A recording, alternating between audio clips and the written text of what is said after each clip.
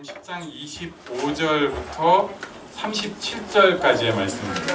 오늘은 저와 여러분이 교독을 하는 것이 아니라 어른들과 어린이가 교독을 하겠습니다. 선물을 받은 사람은 어린이입니다. 조남미 권사님은 어린이 대표입니다. 네. 그래서 어른들이 먼저 읽고 어린이들이 뒤에 읽고 잘 안되더라도 끝까지 한번 가보도록 하겠습니다. 시작. 어떤 율법 교사가 일어나 예수를 시험하여 이르되 선생님, 내가 무엇을 하여야 영생을 얻으리까? 예수께서 이르시되 율법에 무엇이라 기록되었으며 내가 어떻게 읽느냐? 대답하여 이르되 내 마음을 다하며 목숨을 다하며 힘을 다하며 뜻을 다하여 주 너의 하나님을 사랑하고 또한 내 이웃을 내 자신같이 사랑하라 하였나이다. 예수께서 이르시되 내 다리와 도다리를 행하라 나를 사랑하라 하시니 그 사람이 자기를 옳게 보이려고 예수께 여짜오되 그러면 내 이웃이 누구니이까? 예수께서 대답하여 이르시되 어떤 사람이 예수님께서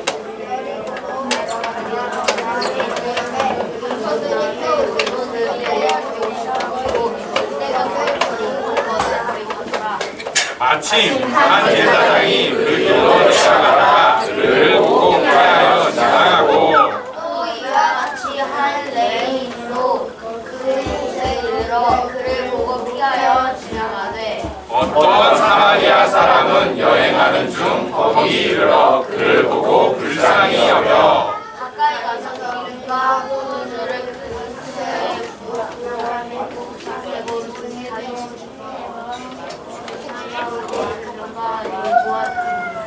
그 이튿날 그가 주막 주인에게 데나리온 둘을 내어주며 이르되 이 사람을 돌보아 주라. 비용이 더 들면 내가 돌아올 때에 갚으리라 하였으니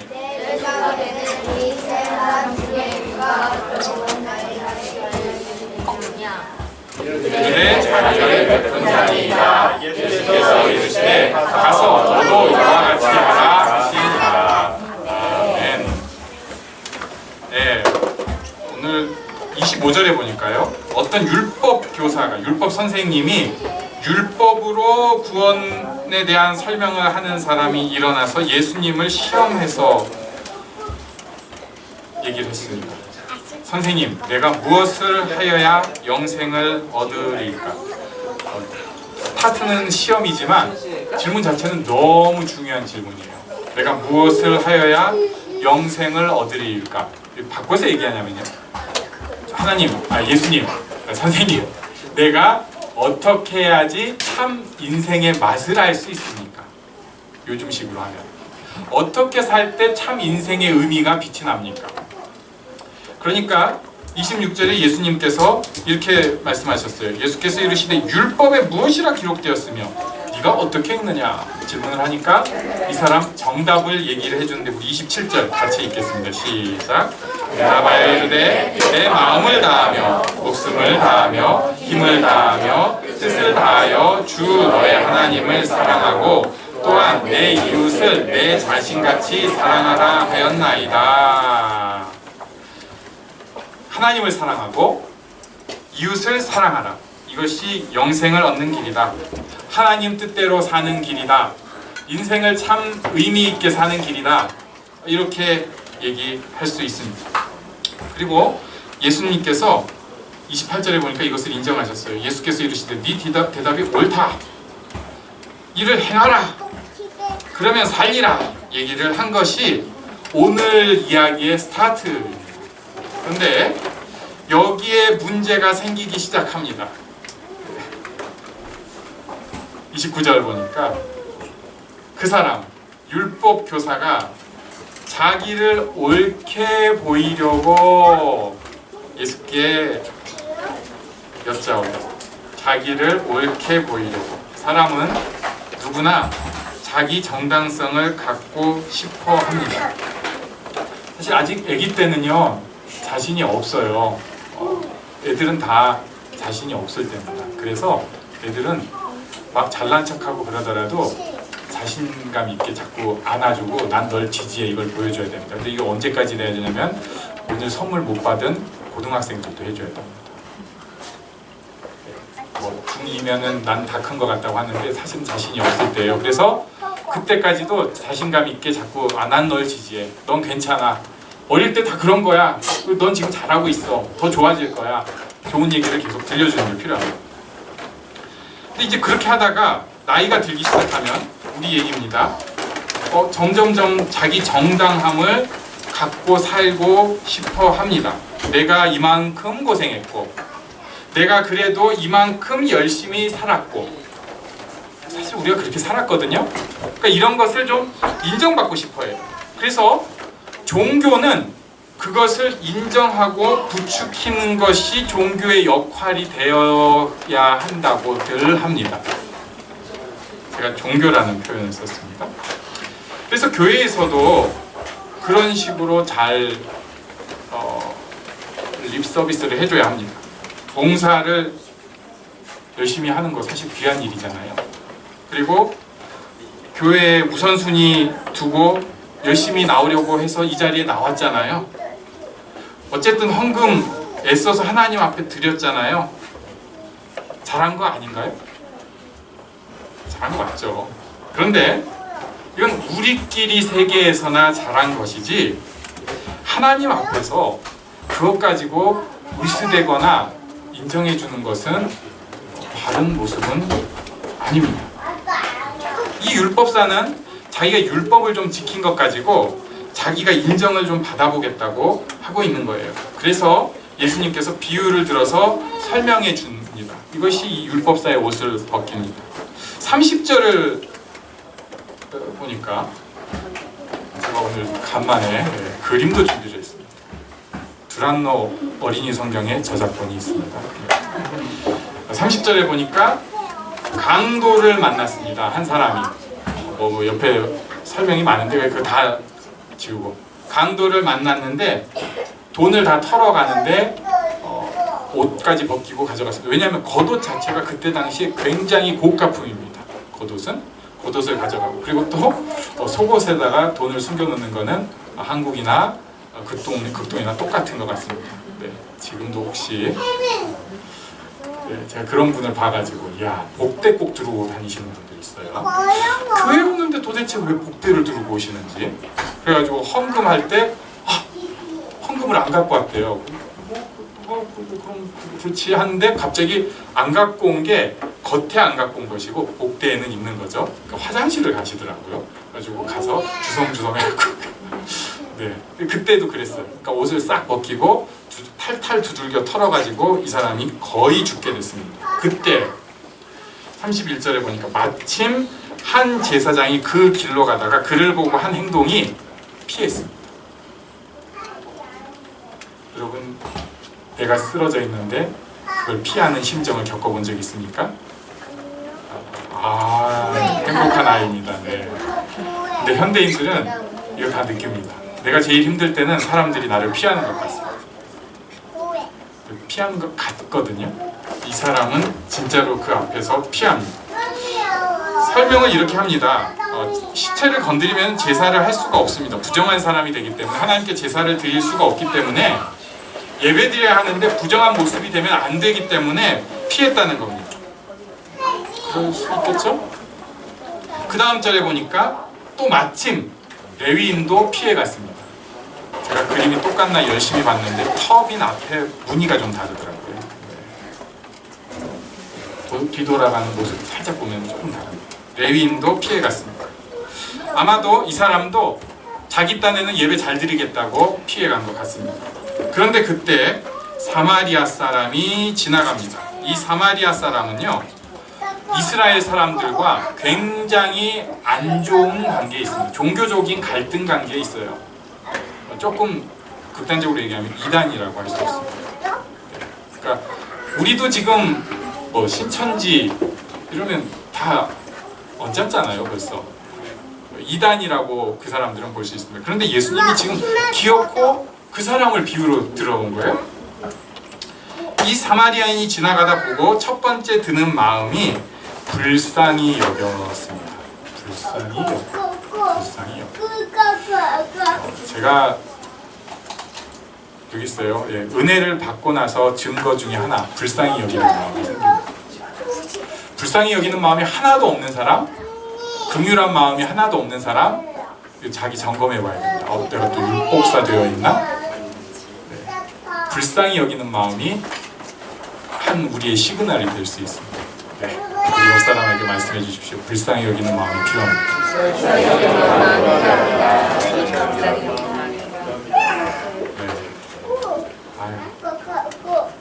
참 어렵다. 네. 불쌍히 여기는 마음이 필요합니다. 두 번째, 34절에 보니까 이 사람이 가까이 갔습니다. 사랑의 모습은 가까이 가는 것입니다. 우리는 서로 그런 것에 대해서 부담감을 느껴요. 그래가지고 요즘 현대인들한테 꼭 필요한 휴대폰이 굉장히 커다란 옛날엔 부채가 있었는데 방패입니다. 저는 조그만 폰인데 좀 큰 폰으로 괜히 어디 가가지고 못 적으면 이렇게 폰만 보고 있습니다. 전화 안 오는데 왔나 괜히 체크하고. 네. 왜냐하면은 사람들이랑 멀리하고 싶어서 그래요. 은혜 받은 사람은 가까이 하고 싶어 하기 시작합니다. 자, 그리고 그 다음에 치료를 해줍니다. 돌보아줍니다. 그리고 여기서 끝이 아니고요.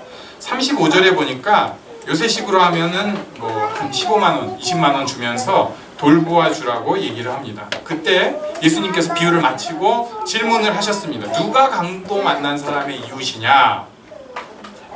37절의 대답이 뭐라고 그랬죠? 자비를 베푼 사람입니다. 사마리아인입니다는 얘기를 못합니다. 사마리아인이라고는 얘기를 못합니다. 감정이 안 좋기 때문에. 그냥 자비를 베푼 사람. 예수님께서 말씀하십니다. 그래, 그렇게 해야 된다.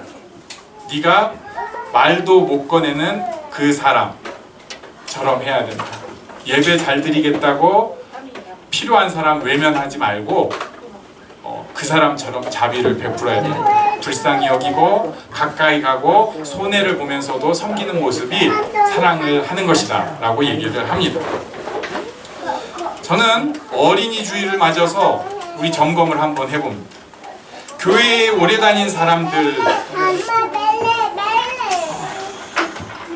교회 직분자들의 가정, 자녀들이 교회의 회의적입니다. 예수를 잘 안 믿습니다. 어떤 경우에는요, 굉장히 교회에서 직분을 가지고 열심히 일하시는 분들의 자녀들이 교회 자체는 자기 집처럼 편히 여겨요. 왜냐하면 교회 구조도 빠삭하고 어디 가면 뭐가 있고 누구를 만나면 뭐를 듣지 아니까. 그런데 나중에 청년들이 돼가지고 청년 시기에 교회 오는 이유가 사실은 예배를 드린다거나 성경 공부를 한다거나 이런 것과는 관계없이 술 친구 만나서 예배 끝나고 주당으로 만나고 싶어서 오는 경우가 많이 있습니다. 왜 이런 일들이 생길까요? 교사들이 잘못 가르쳐서 그럴까요? 선물 포장이 잘못된 거 아닌가요? 아니면 부모들이 잘못 가르쳐서 그런가요? 부모들이 맨날 야, 교회는 그렇게 다니는 거야 이렇게 가르치나요, 집에서? 아닙니다. 선생님들 가끔 죄송합니다만 삽질 좀 하지만 그래도 열심히 잘 가르칩니다. 부모님들도 애들한테 좋은 얘기 분명히 많이 합니다. 그런데 문제는 아이들은 지금 우리 앞에서 우리 입으로 배우는 것보다 우리 뒤에서 우리의 뒷모습을 보고 배우게 돼 있습니다. 교회에서는 사랑에 대해서 얘기를 합니다. 그런데 그렇게 교회에서 편갈라서 싸우게 됩니다. 부부가 이제 얘기를 해요. 뭐 교회 얘기를 하거나 하는데 부부가 제일 쿵짝이 잘 맞아서 얘기하는 게 뭐죠? 할렐루야, 뭐 이런 얘기, 아니면 뭐 축복하여라 이런 얘기 안 합니다. 그런 얘기는 의무적으로 또 이거 안 하면 암송, 내가 그래도 양심이 있으니까 좀 한번 해주자 이럴 때나 하지, 대부분 쿵짝이 맞아서 얘기하는 건 누구 흉볼 때입니다. 교회에서는 좋은 얘기를 하는 거라고 배웠는데 풍짝이 맞아가지고 교회 안에 흉을 보기 시작합니다. 차라리 부모가 교회를 안 다녔으면 엉뚱한 사람 흉을 볼 거 아니에요. 근데 부부가 그래도 같이 가 있는 곳, 공동의 관심사다 보니까 교회 흉을 보게 돼 있습니다. 사람은 원래 흉보라고 태어난 존재입니다. 사람은 흉보라고 태어난 존재. 그래서 저는 그런 생각을 해요. 목사에 대해서 좀 적당히 흉보고 이런 거 가지고 민감하게 반응하는 거 미련하다 생각합니다. 사람은 그렇게 태어났기 때문에 그걸 좀 들어줄 수 있고 해야 된다고 저는 생각을 했습니다. 그런데 문제는요. 문제는 아이들한테 악영향이 간다. 여러분 제 흉을 봐도 되는데 꼭 골방에 들어가셔서 둘이서 문을 닫고 흉을 보셔야 돼요. 애들 다 재우고 조용한 곳에서 이제 우리 시작할까 하고 흉을 보기 시작해야 돼요. 절대 차에서 운전하면서 본능적으로 나올 때는 입을 막아야 돼요. 교회 열심히 다닐수록 만나는 사람, 부딪히는 사람이 다 교회 사람이에요. 그러니까 어떻게 되냐면 흉보는 사람도 교회 사람이 되게 됩니다. 애가 두 가지를 배우게 됩니다. 우리 부모 신앙은 위선적이구나. 이걸 쉽게 얘기하냐면요. 우리 부모 신앙은 가짜구나. 그런데 애들이 되게 착해요. 나쁘지 않아요, 애들은. 애들은 그렇게 왼수 같아도 부모 편입니다. 그러니까 어떤 생각을 하냐면 우리 부모를 욕하지는 않고 종교를, 교회를 떠나는 거예요. 가짜니까 이거. 우리 부모의 신앙이 가짜인 거는 우리 부모는 그래도 괜찮은 사람이니까 교회가 가짜구나. 두 번째는 배우는 거 두 번째는 교회가 참 나쁜 곳이구나라고 생각을 하게 됩니다. 목사가 참 나쁜 사람이구나. 장로님이 참 나쁜 분이었구나. 권사님이 참 나쁜 사람이었네. 집사님이 나쁜 사람이었구나. 틀린 말은 아닙니다. 인정해야지 어떻게 하겠어요. 그런데 아이들이 내면 깊숙이 정이 떨어지고 교회는 좀 발을 빼야 된다고 배우게 됩니다. 그러면서 플러스로 배워지는 겉으로는 아닌 것을 배우게 됩니다. 부모들이 애들은 안 그러려고 하는데 얼마나 열심히 뒷모습으로 설교하고 성경 공부시키고 나누고 감화를 시키는지 애들이 그 저주의 밭에서 일어나지 못합니다.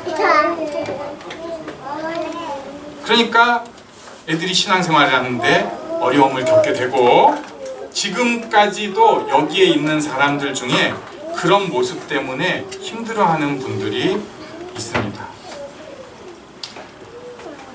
이것을 깨뜨리려고 어떤 목사님은 어떻게까지 얘기하냐면 사람은 남 흉보라고 태어난 존재이기 때문에 아예 다른 사람 얘기는 못하게 하는 분까지 갔습니다. 그러니까 그 사람 없는 자리에서 그 사람 얘기는 아예 하지 말라는 거예요. 결국은 흉보게 되니까. 왜 그렇게까지 하는가? 아이들 때문에. 근데 여기서 우리가 또 한 가지 볼 게 있어요.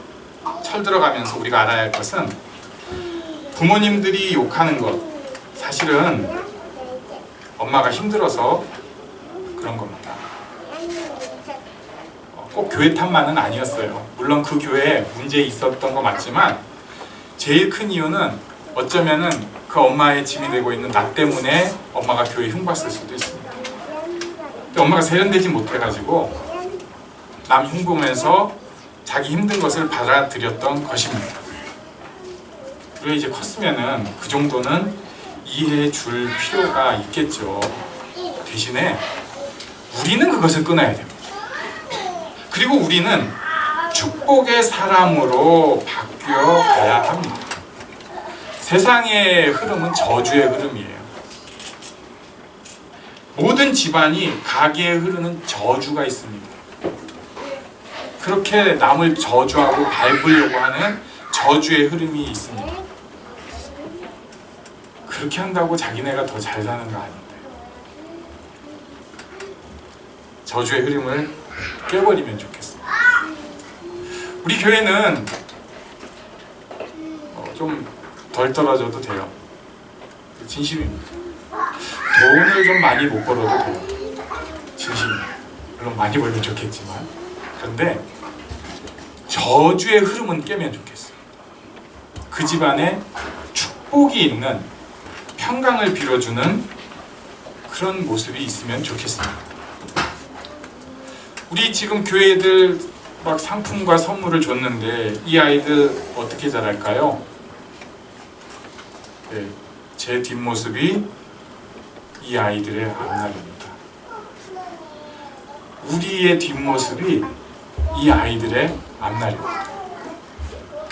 우리가 사실 못 낳기 때문에 불현 저주가 또 흘러가고, 또 쌓인 마음 때문에, 실제로 또 고통받는 것 때문에 아이들한테 뒷모습으로 지금까지도 열심히 설교했고, 뒷모습으로 열심히 막 감동시키려고 애를 썼었는데, 이제는 좀 변화되면 좋겠습니다. 그래서 축복이 아이들한테 뒷모습으로 전달되면 좋겠습니다. 그래서 이 아이들만큼은 저주를 끊고 축복의 아이들로 자라면 좋겠습니다. 우리 한번 옆에 아이들 다시 손잡아 주시고, 너는 축복의 통로다. 네. 남편은 언제 나입니다. 너는 축복의 통로다 해주셔야 돼요.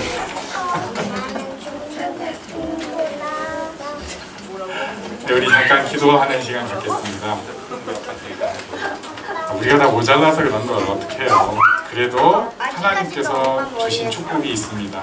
이 아이들 생각하면서 하나님, 이 아이는 꼭 행복하게 자라기를 원합니다. 저는 축복의 사람이 되기를 원합니다. 이렇게 함께 잠깐 기도하겠습니다. 하나님, 인도해 주셔서 감사합니다.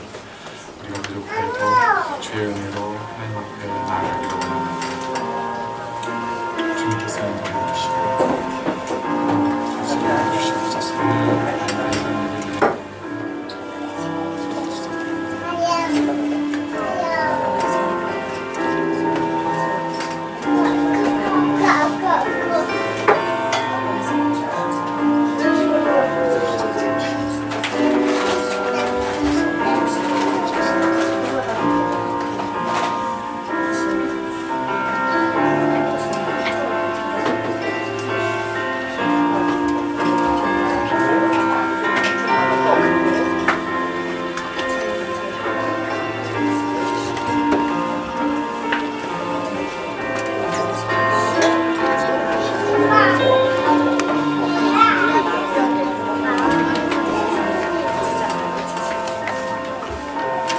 나는 하나님을